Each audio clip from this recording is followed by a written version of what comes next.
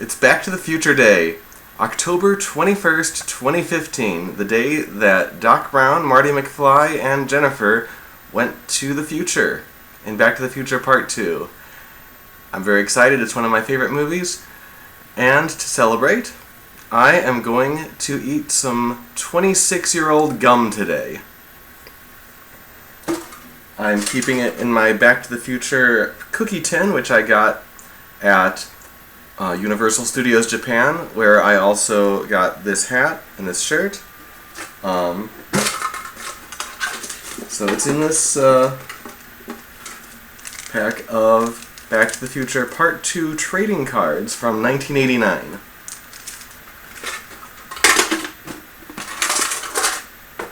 I'd also like to mention I have this Back to the Future tissue box cover with Doc Brown here, which I also got at Universal Studios Japan, which is written on the front of it here. Universal Studios Japan. And I may need this. I may need to spit out this gum into a tissue because it's 26 years old. So this is a pack of Back to the Future Part 2 trading cards, which was given to me by Amy Phillips. Thank you, Amy. This is from 1989. I don't know if you can see it, but on the box here it says 1989. So this has never been opened.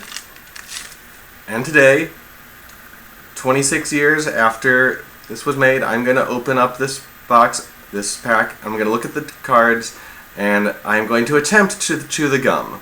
I say attempt because I don't know if it'll be possible. I've never tried to chew 26-year-old gum before, or even 25-year-old gum, believe it or not. But I will try today, and we'll see how successful I am. But first, let's open this up and look at the cards. This is exciting.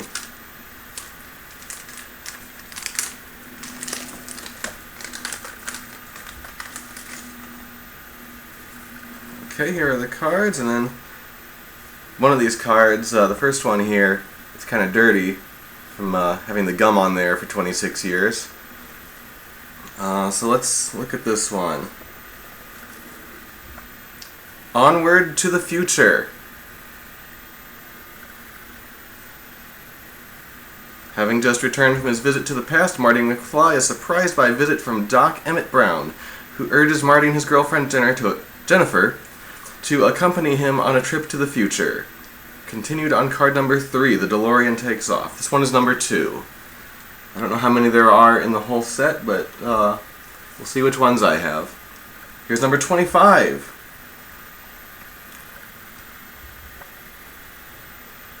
Number 25, returning to Town Square. After taking care of some business in the future, Doc Brown returns to Town Square in his DeLorean in search of Marty. Continued on card 26, the times they are a-changin'. Wonder if they paid Bob Dylan royalties for that.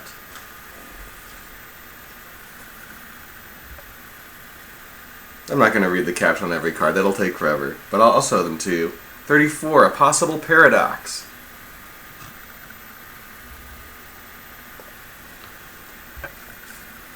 42, back from the past. There's Biff Tannen returning to 2015 after his trip to 1955 to give the sports almanac to himself. Though it's one of the many paradoxes in Back to the Future, not necessarily a paradox, but wouldn't it make more sense, since he created a new timeline, that when he went back to the future, it would be the future of that timeline and not the timeline that he came from originally? Because when Doc and Marty go back to 1985 after that, they appear in the new 1985 where Biff is powerful and evil. And so shouldn't Biff have appeared in the 2015 of that same timeline? Whatever, there's a million of those in Back to the Future, but they're still awesome movies.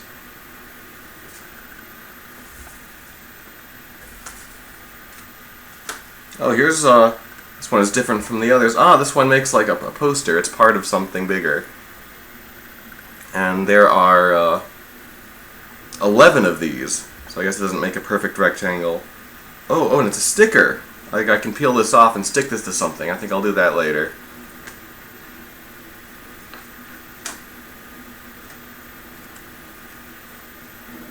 Jennifer is home.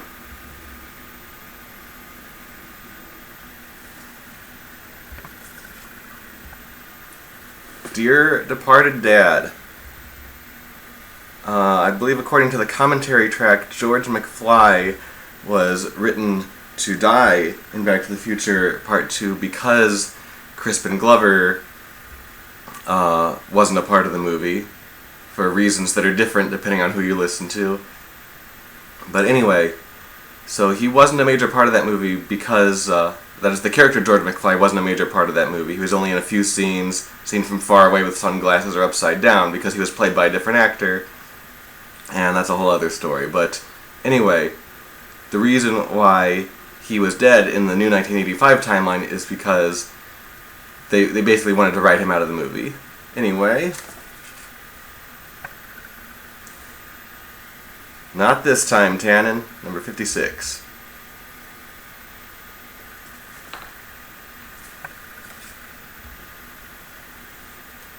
The whole town has changed. I can't drive 55. Last one. Next stop, 1885. Okay, the moment you have all been waiting for. This gum has been in here since the year 1989. 26 years ago. And I am going to attempt to chew it now, for your viewing pleasure, and my chewing pleasure. It broke into 3 pieces. I'm surprised not more after all that time, but it was in that pack, so it was protected a little. So here it is, here it is. I don't know what flavor it's supposed to be. Does it say? Does it say anything about it? Let's list the ingredients. It's got dextrose, corn syrup, gum base, softeners, natural and artificial flavors, which could be anything, I guess, artificial colors, and BHT to maintain freshness. Oh, that's good, so it'll still be fresh. Well, it's time for this gum to go back to the future.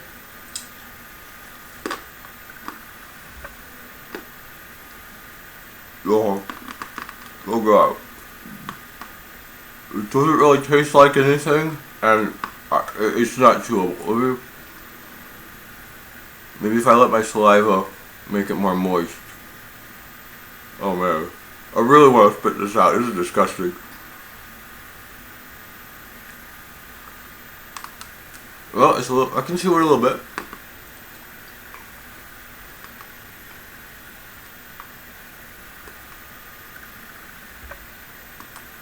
Oh god, okay. Ooh.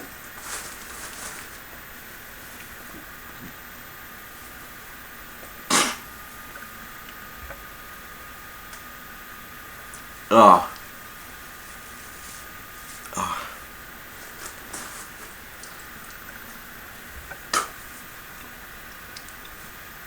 Ah. Ah. I could taste a little bit of the original flavor. It wasn't really a bad taste, but it was not pleasant to chew, and I think part of that was just knowing how old it was.